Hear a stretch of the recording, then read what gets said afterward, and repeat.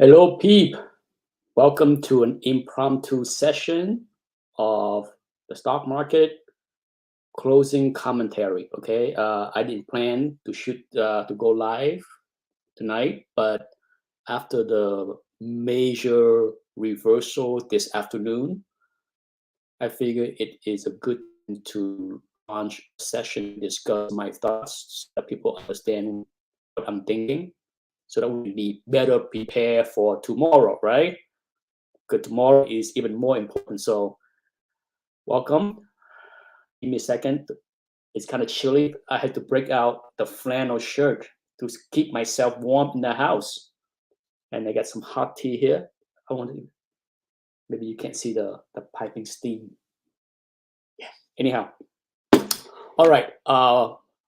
For those that tune in later or watch this tomorrow or whenever, okay, let's go into it. Let's see if I can share something. For those that did tune in this morning, you saw my concern. I was not, you know, I'm rarely, I'm more emotional when I deal with stupid people, more so than the market, as far as, up and down. You don't see me go all hyper on the market. Um, I'm pretty level headed as far as a trader. I think that's what be good as a trader, as well as speculating on the comic market, because I don't FOMO into anything. I don't let my emotion run wild, screaming and yelling and all that stuff. So, hey, hello, Paul. I approach the stock market, for those that pay attention, from level to level, up or down. Okay, I don't call for the end of time. I don't call for it is what it is. If it's 10% or more, it's a correction. If it's 20% or more, it's a crash. It's set the term I use. We had a correction in both the S&P 500 and the Nasdaq. This morning I talked about it and I discussed what level I'm looking to get in. At the worst point this morning, the Nasdaq was down 17% plus. Yeah, 17%. We were less than 3% away from a crash. Okay, so it was pretty ugly. And S&P 500 was almost 11%, I believe. Dow Jones was 10% down. Okay, so it was correction everywhere. All right, so let me share with you something that I exchanged with my staff. But before I share that, for those that know me, I moved from Boston in 2004. Okay, 2005. My bad. Spring of 2005. My longest running employee that still work for me still live in Boston. He worked with me since 2001, so it has been 21 years. Yes, it has been that long. So he has been with me through thick and thin. He started working with me dealing with the bubble crash. Okay, so the tech bubble that crashed in 2000, he came on board in 2001 and worked with me for my company. He worked with me through the 2008, 2009 crash, all the crashes. Okay, and thank you, Jeffrey. And throughout every single one of those crash, whether it's 10% down, 20% down, whatever, he has exhibited the same behaviors from people that cannot learn how to read the market.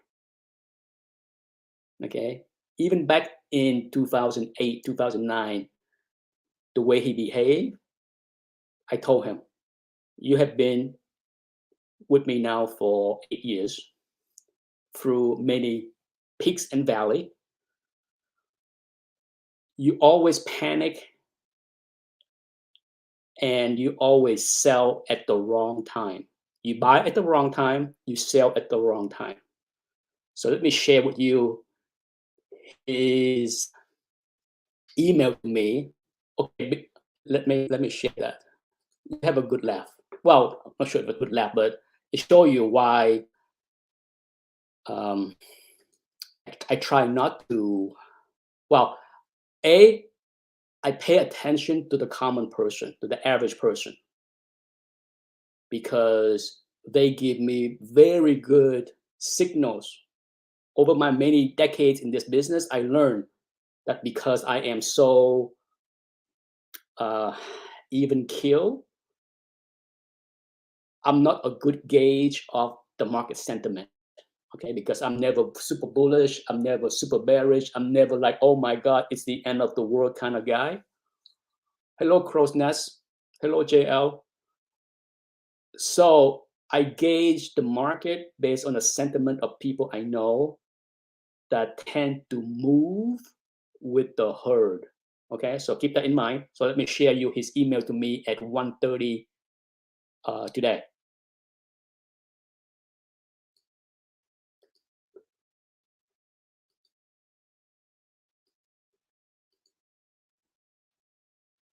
Hopefully you can read it. Let me know if you can read it. Okay, I will give you time to read it. If not, let me know and I can read it for you. I know the font is kind of small.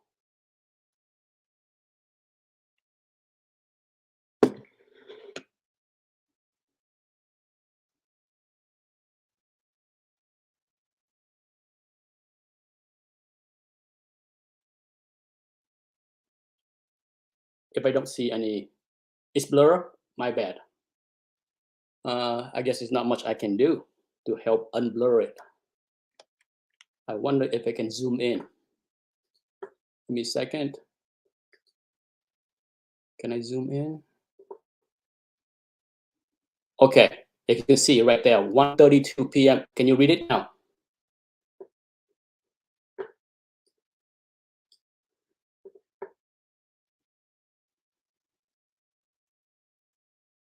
If it's still blurry after I zoom in, then I'm gonna have to read it because I don't think there's much I can do.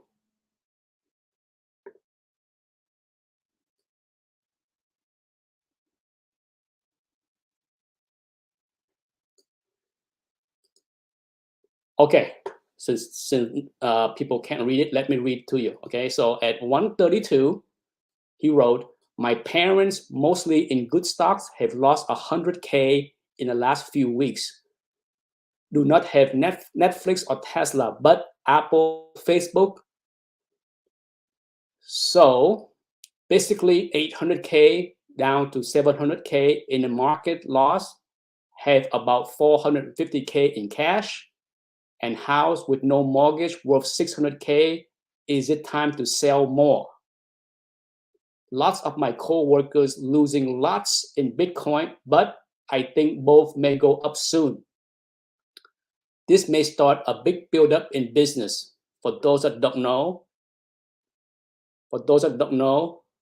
um, I run a forensic accounting firm that handle arbitrations and lawsuits related to the stock market. Okay, so when people lose money in the stock market and they want to sue their broker, we are higher. When stockbroker is getting sued and they want to defend themselves, we're getting higher. Okay, so that's the kind of business I'm in. So whenever there is a hiccup in the market, especially a crash, we get a slew of new business. Okay, so that's what he talked about. And then the rest of the stuff is related to a case that we are working on, so you don't need to know that. Okay, don't need to know that. All right, so I replied to him. Can you read my reply?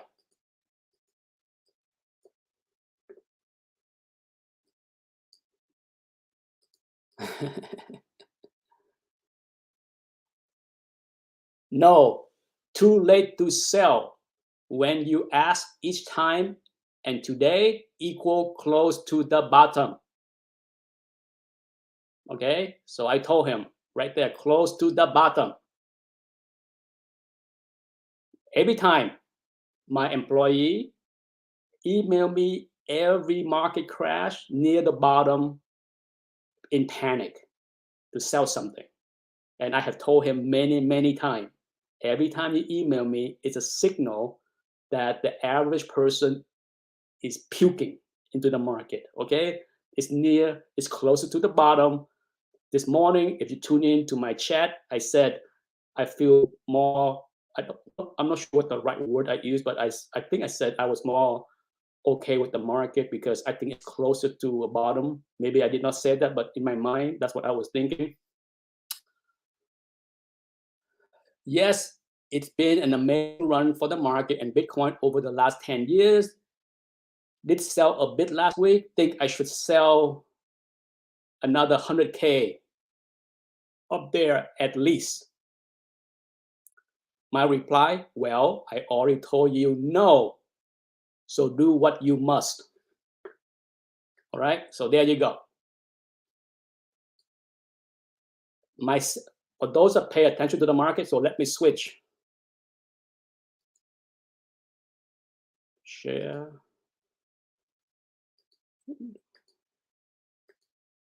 All right, here we go. All right, now we can talk about the market. Okay. Without fail, my employee has become a very good signal for me that the bottom may be in. All right, so that's the good news. After that, I did email him again and said, please listen to me. And he said, okay, I won't sell. And he did email me back at 4:30 and said, thank you for talking me up the ledge, right? So, okay, let's take a look. This is a close right here, is a close yesterday. Okay, this morning it opened gap down, ugly gap down. Okay, when I launched my chat, sure, this was ugly, and boy, was I glad I did not catch the falling knife. Boom. Okay, you want to know what 132 looked like, where the market was? Right there. Okay, right there, right at this spot right here is when he emailed me. Should I sell some more? Right there. Okay, so that was an indication to me that we are near the bottom because he has thrown in the towel and emailing me even though he know the answer. Okay, because I told him this for the last 20 years. When you email me, I know it's near the end because you are like the typical investors, speculators that time so poorly. Okay, poorly. I'll say so. Please, and then I should have screen captured the further communication with him. I remind him about my Costanza rule. Seinfeld, Costanza do the opposite. So I told him, when you feel this disgusting about the market, don't sell. When you're elated, when you are cheering that your portfolio is hitting the all-time high, that's when you should start selling. Okay, do the opposite, please, people. Okay, do the opposite. Use the Costanza rule. Okay, that's what I try to remind everyone in the market, especially for traders. Do not sit there and grin ear to ear that your stock hit the all-time high and do nothing. That is the worst thing you can do. I told him when Apple hit the all-time high a couple of weeks ago at 182, why didn't you sell? I did. It's just the last thing you should do is, oh my God, Apple hit the all-time high. Yay. Tesla 1200 plus. Yay. Stop the stupid. Stop the stupid. Okay. It just over and over again. I see this. So please, if you learn anything from me, please do that. Okay. If you are elated, there's an old saying that I'm sure I butcher it, but I repeat this many times. You should be selling when you are smiling. You should be buying when you're crying. Okay, so gotta do that, people. Gotta do it. Okay, it's just mind-boggling on people doing stupid things. Okay, so back to the market. So the market reversed and closed the gap. You see this? It gapped down and then it closed the gap. Oopsie. Okay, and it closed the gap. So it's a beauty. All right, I like that. Now, has my sentiment in the market changed? Did I buy anything? The answer is no, I did not. Okay, let me give you my reason why. All right, let's go to the SPY.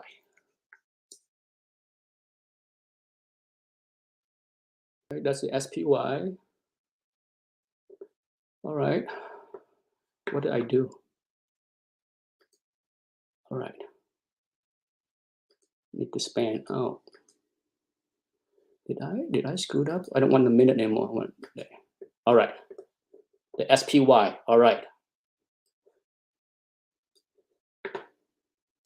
Man Cave Chronicle, thank you. Charlene Mendoza, thank you. So please, people, okay, please, if you're new to trading, just know, use the Costanzo rule as often as you can, okay? When you feel like puking, the last thing you should do is sell, okay? Especially, another thing, please don't buy garbage. If you buy garbage, what go down can go lower, okay? This is one thing that I preached to my brother over and over again when he started to learn trading from me over a year ago.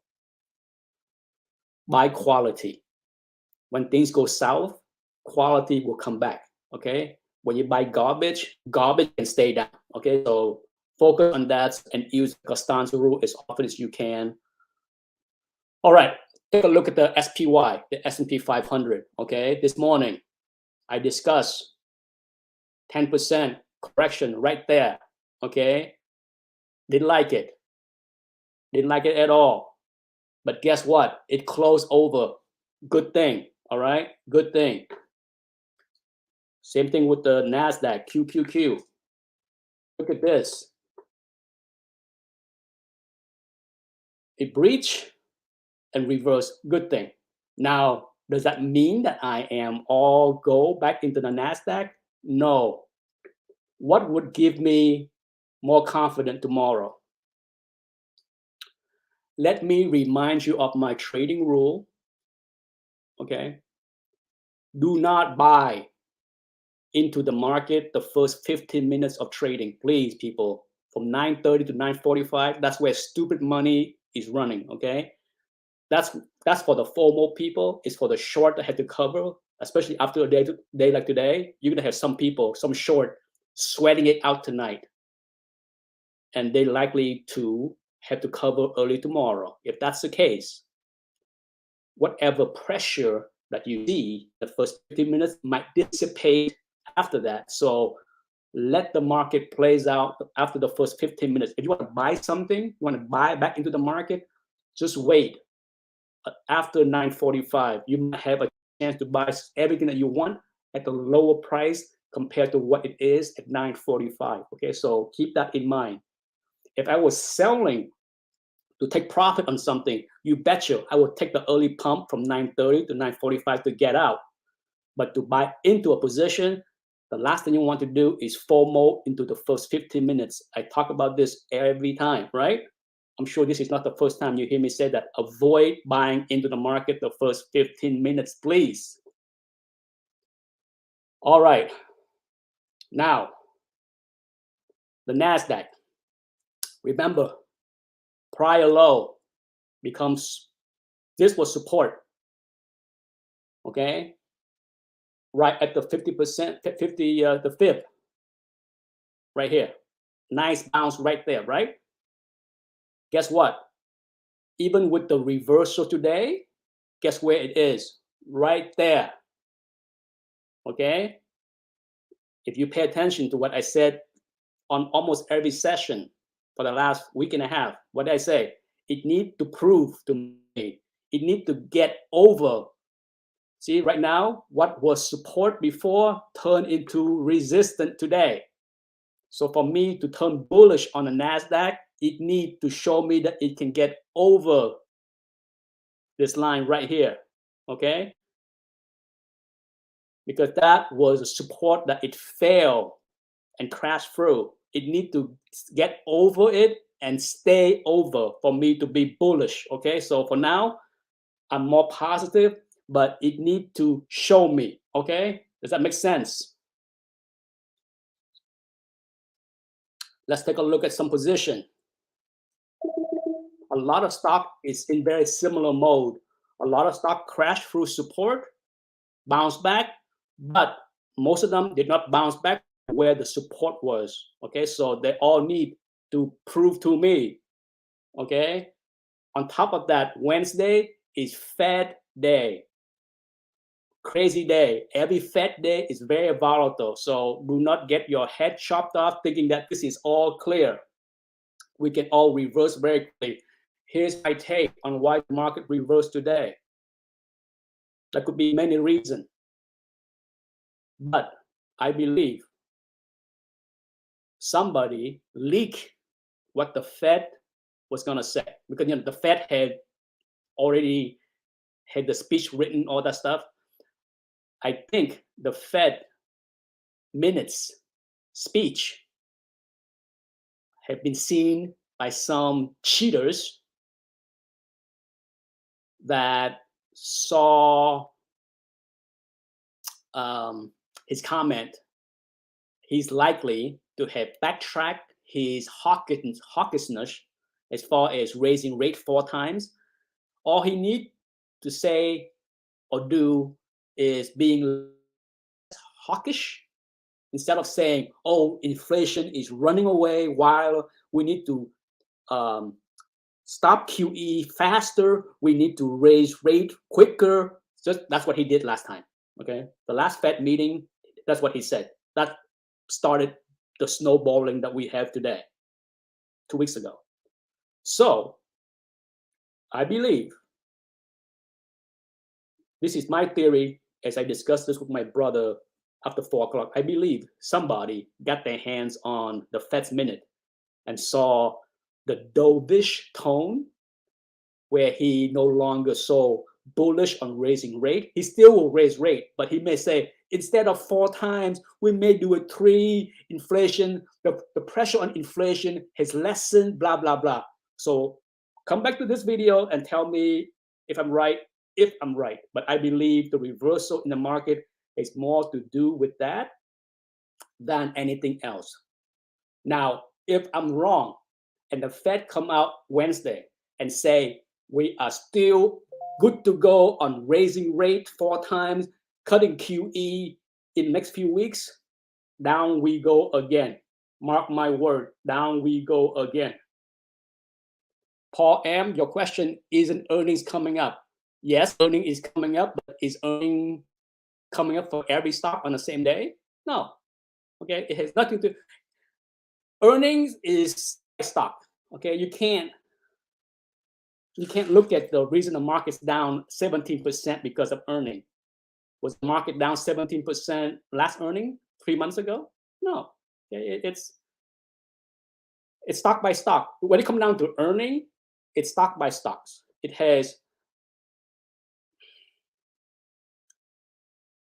It's earning if the market can go down in general. If we have a slew of mis-earning, if we have a bunch of companies came out and all mis-earning, all guide downward, all predicting gloom and doom, then yeah, it's earning related. But has that happened?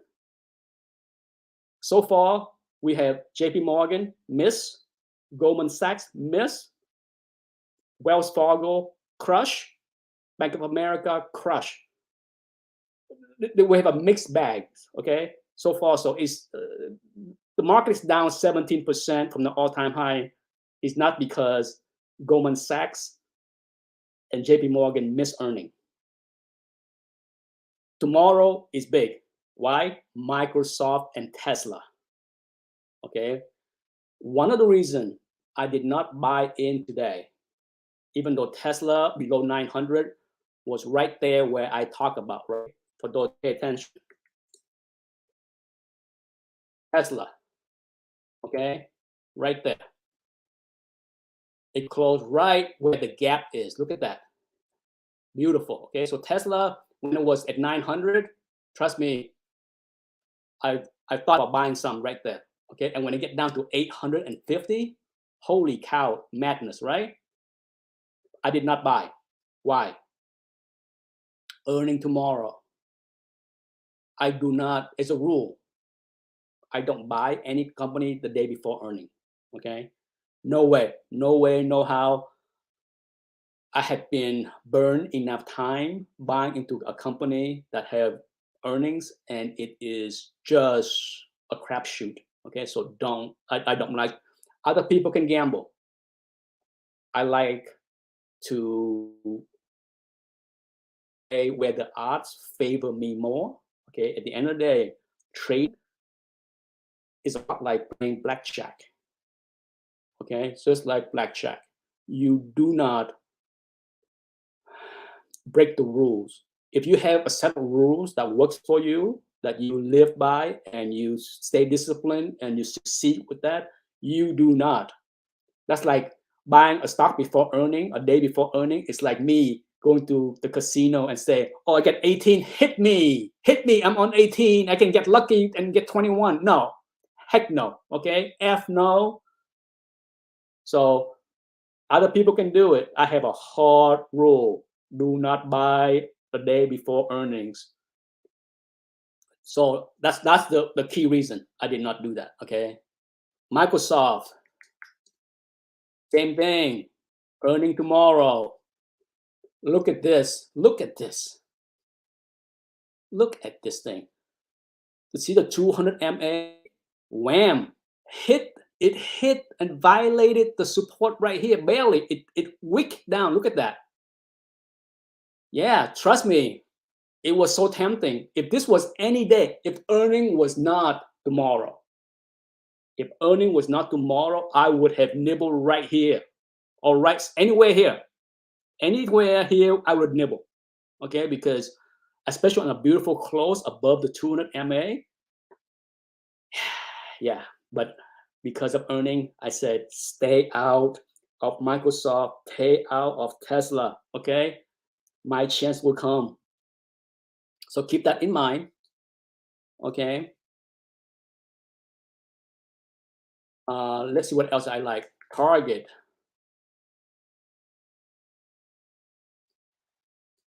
Same thing here. Violated the support and come back. Beautiful. Okay, beautiful.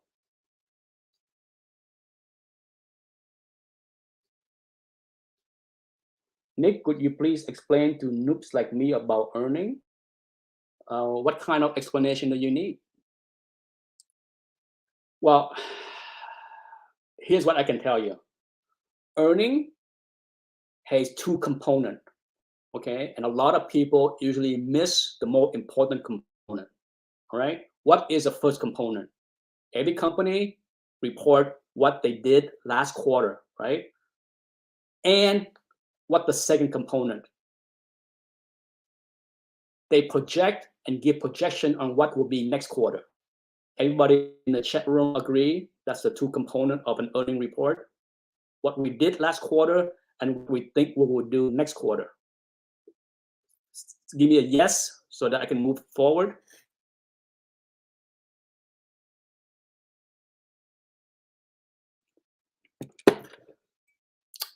Now, a lot of time company will beat earning. And then they give soft guidance. They worry about the future. They're not sure about the future. And the stock get beat up. And many people will start to talk, how can this happen? They beat earning. They earn more money than people expected. Why is the stock down? I'm just like, did you see the press release? They talk down next quarter. They issue a warning, a caution that business is not very good, that next quarter they may miss.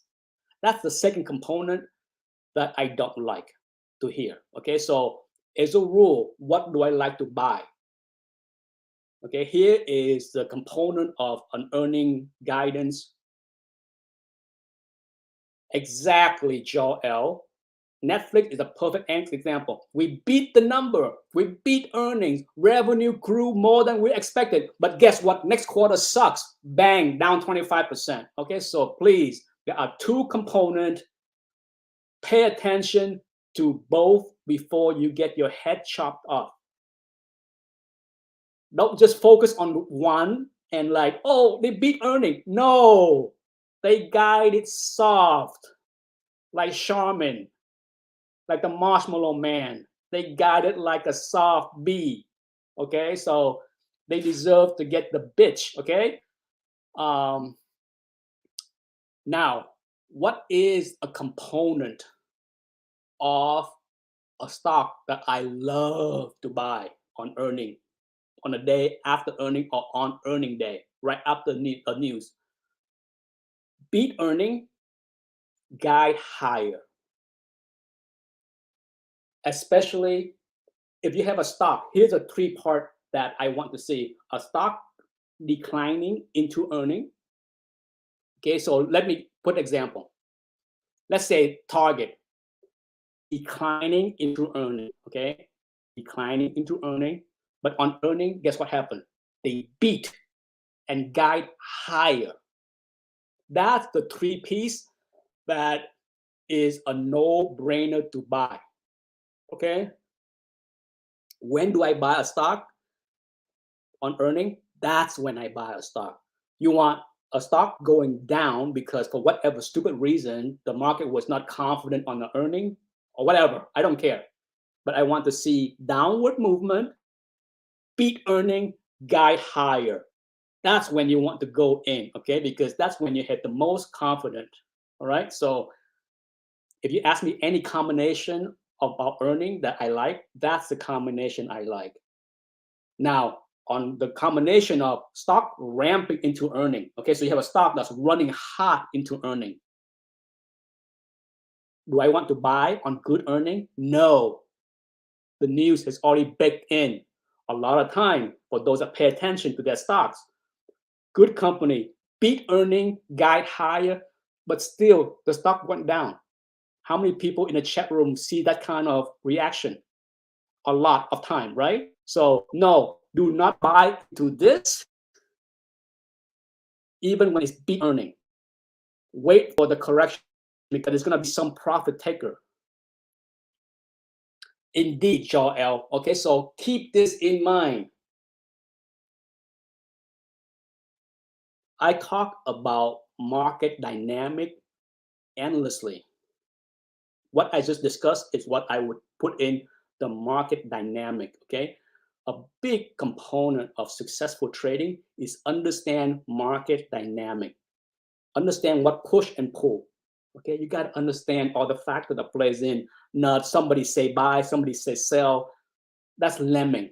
That's moronic kind of trading. Okay, do not listen to other people. Teach yourself on how to think, recognize the dynamic at play, and act on them. Okay, that's what I do. Hopefully, some viewer can take away my approach to trading and do well. You know, I can't say that you know that I'm the best trader of any sort. I can tell you that my brother, who learned to trade back, my brother approached me January of 2021, and he asked me, you know, can I teach him how to trade? Because I trade a lot. He has never traded ever. He's older, but he's retired. So he's just like, can you show me what you do? Because I would like to trade crypto and the stock market. I have a lot of free time. So I sat down with him over the next 4 or 5 months. Frustrating for him and me as well, because he was so new, clueless, repeat a lot of stupidity that he heard over the news of CNBC for the last many decades. And I'm just like, unlearn yourself from the TV. The moron that you see on CNBC are just that, moron. Okay, they are clueless. They are there for sound bites. Do not pay attention to the TV. Okay, if you trade based on what CNBC expert tell you, you go broke. Okay, so to his credit, he learned. He's a good student, and he crushed me. He did better than I did since this summer, last summer. Very proud of him. Very proud. So, but he was able to put up with my tough teaching. I was not easy on him at all. I was very blunt and brutal at time whenever he say or do something stupid, and he was able to smile and take it and learn. So I can only hope that some people here can learn a little bit and figure out how to be a better trader. Okay, it's not, trading is not hard. It's easy if you can figure out how to be disciplined. At the end of the day, just like playing blackjack at the casino, there are rules to follow. If you have no discipline on follow rules, trading is not for you. Period. Okay, period. If you are one of those people that FOMO into everything because you just that kind, I'm just that kind of guy that like to FOMO. You see why I butt heads with every comic collector out there that just had to FOMO into every fucking thing? It's ridiculous. Unbelievable. I see this happen day after day after day after day after day. It's just like, just stop it. Grown men FOMOing into some fucking comic books? Stop it. All right, enough of that. It's just getting my blood boiling talking about stupid comic books. Okay, all right, so what I do, hopefully people can follow, is I write down notes to myself so that when things, my brother and I will exchange a lot of emails and texts at night like this. We go through the game plan on what to do, how to approach the market. And for example, Target, what would I do? If it can stay over this line, I would buy. Okay, that's easy. Okay, so the line is 215.39. So if it can stay 215.5, have a tight stop.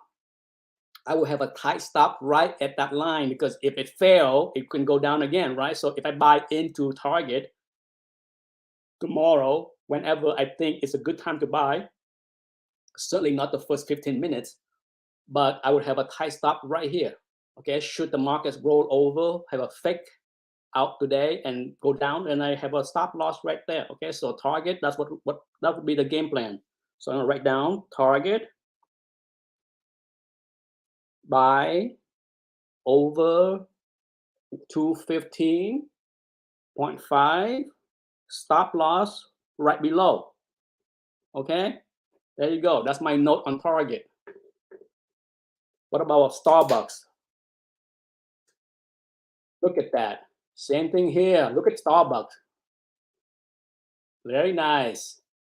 Same thing. If I buy into Starbucks tomorrow, guess where I would put my stop loss? Right here. 95.97. That's one spot. Certainly no lower than the low, right? That's the 52 weeks low right there. So if it violate the 52 weeks low, I don't want to be around. How about Costco? There you go, Costco.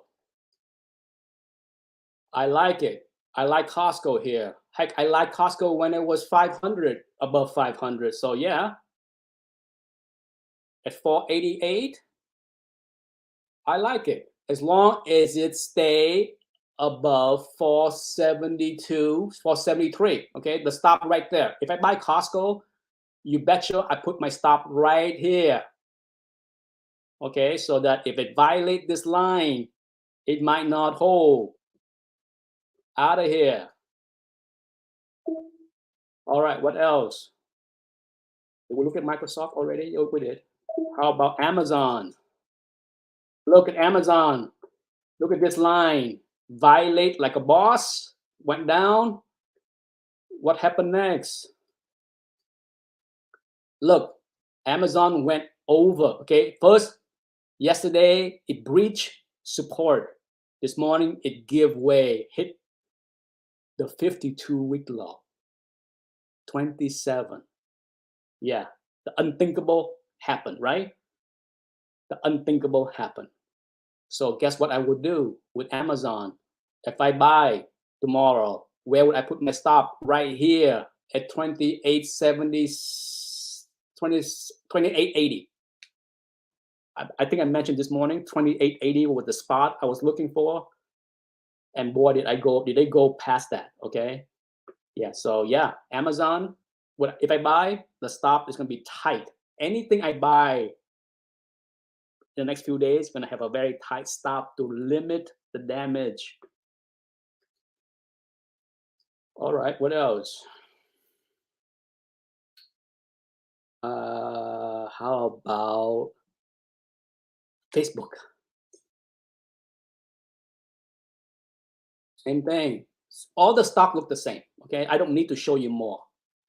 Same thing here. Facebook violate the support, the Fibonacci full retracement, and bounce back. Okay, so if I buy into Facebook, where will I put it? Right there at 300. My stop is right there at 300.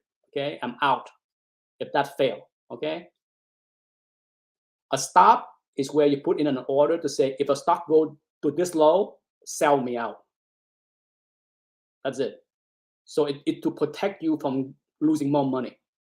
Okay, so let's say I buy Facebook right here at 308.71, right? I can put in an order to sell. Stop limit at 300. I would put like 300.1 and then sell out. Okay, so that's what a stop is. A stop is designed to limit your loss. But that's how I would approach any trades for the next few days or weeks. I always do that anyway. Every position you go in, you should have a spot that you want to sell to protect your downside. Okay, you must. It should be the next level down, just like the next level up. You heard me talk about from level to level to level. Just make sure that you stop at the next level so that it does not, so you don't go down multiple levels. Okay. Oh my goodness.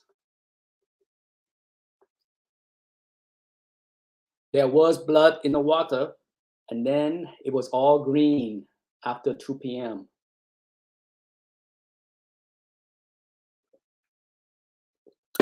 So hopefully I give people a good overview of what I think about the market. If there's no more question, I think that's enough for tonight, right? I think I'm pretty clear on what I see, what I saw, what my expectation is. So tomorrow, let me recap. Try to do nothing in the first 15 minutes. Let the market play out, and then watch. Watch for support level. Watch for resistance level. If you buy into anything, just make sure you have a stop in mind where you want to get out if the market turn on you. Okay, because earning season, try to not buy something that have earning the next day. Okay, I have a list. I have a list of about 40 names I like a lot, and I already put in the earning dates on each one of them and sorted. Okay, and the two most immediate is tomorrow, Microsoft and Tesla. I'm going to be watching that and not trade those 2 days, even though I like both of them a lot today. It's unfortunate that they have earnings tomorrow, so I said no can do, stay out. Do I trade after hours? Yes, but not today. Today is not the day that I would trade after hours. Have I trade pre-market? Yes, there are time, but today is not the day, and tomorrow is not the day either.